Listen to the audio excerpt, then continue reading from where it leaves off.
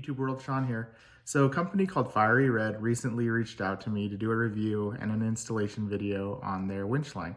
They sent me out a winch line for my razor, asked me to just compare it to, my old winch line, asked me to test it out, see how the quality of it was.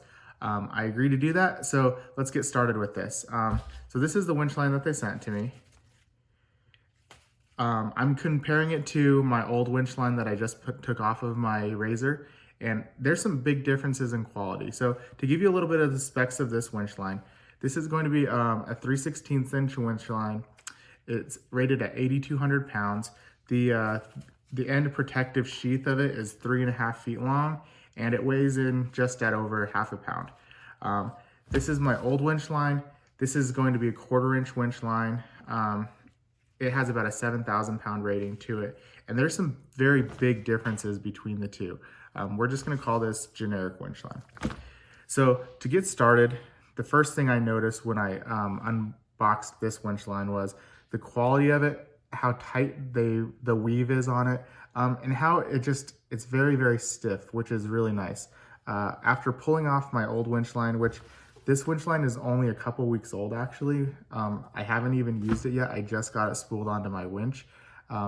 I pulled it off and I noticed, immediately. So this winch line is really, really floppy, whereas this one is very, very solid.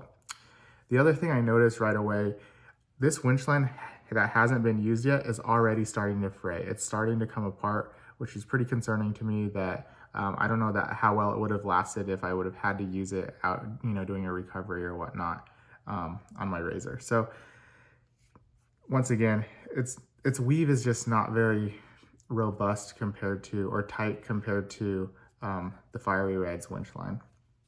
On the opposite end of it, the other thing I noticed were on the eyelets. Once again, on the generic brand, it's already fraying. It started rubbing against the metal eyelet, and it just started fraying it right away. Once again, not real happy with that. On Fieryred's, their metal eyelet actually wraps around the whole entire piece of line, which holds it in place a lot better. I think it's going to prevent fraying because it's not going to have, those edges or these corners to be catching on the winch line. So a lot better system, a lot better, R&D on this guy right here. And then lastly, the sheath on it, between the two, this is a thicker sheath for protection. The quality of the material is a lot better than the generic brand. So you can actually see the difference between the two.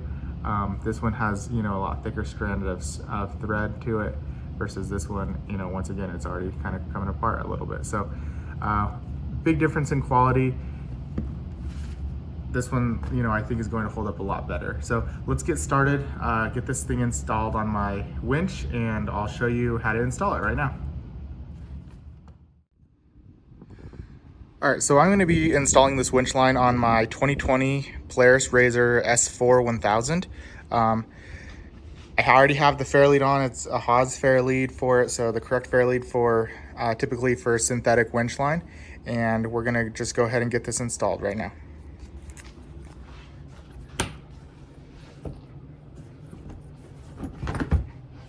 So I'm going to remove the hood. And every winch is probably going to be a little bit different, but mine, I can actually see right down through the middle, once I remove the hood, exactly where this needs to run. On my setup, the winch line, it'll run, through the Haas Fairlead, and it actually runs underneath the drum and then wraps up and into the little hole. Let's see if I can zoom in on this. It'll be put right in through this little hole right there, and then I'm going to tighten down that Allen head set screw to hold the winch line in place.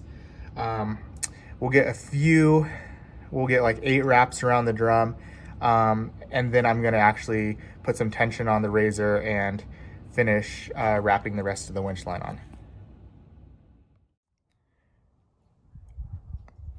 All right, so what I did was I ran this winch line through the Haas Fairlead underneath the drum, wrapped it up and around.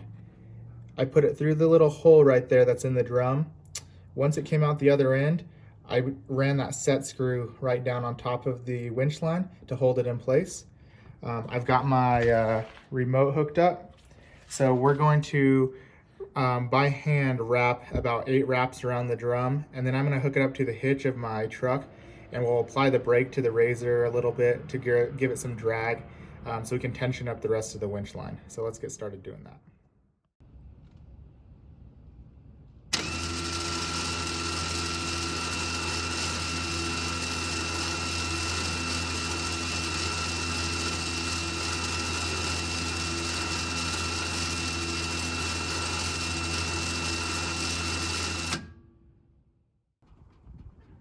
Okay, so I have my winch line ran over to my truck. I'm gonna have my wife get in and just drag the brake while I winch the line in to put tension on it.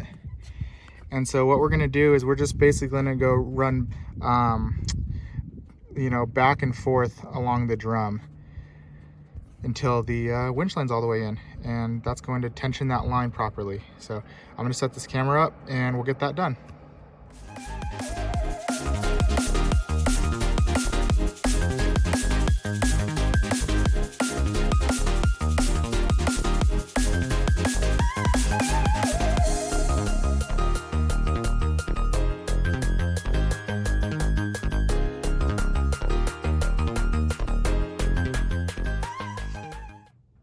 All right, so I just brought my razor inside, but we're at the end of the winch line.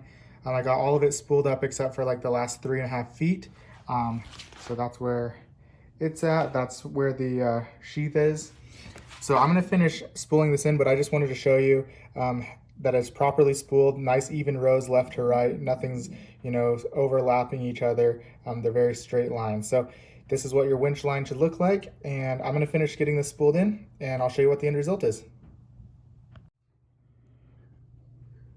All right, so this is what it looks like, the final install of it.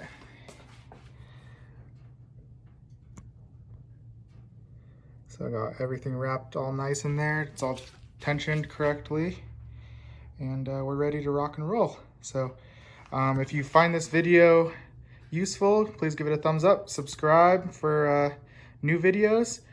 There is going to be a link in the description for 20% off if you follow that link to purchase this same winch line. So if you have any questions though, please leave them in the comments below. I'd be happy to answer them for you. Thanks for watching.